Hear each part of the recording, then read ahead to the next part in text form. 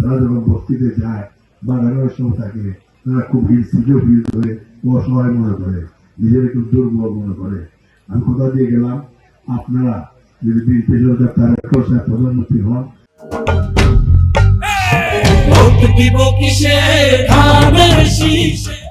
আপনারা আমাকে আপনাদের প্রতিনিধি নির্বাচিত করেন, আপনাদের নিরাপত্তার পূর্ণ দায়িত্ব ব্যবস্থা আমি করব।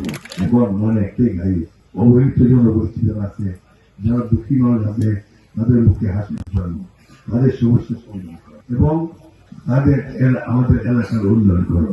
যদি করতে পারি, নিঃস্বার্থভাবে একদিন আসবে, দুইয়া থেকে চলে যাবো, মানুষ ওনাকে শ্রদ্ধা সৃষ্টি করবে।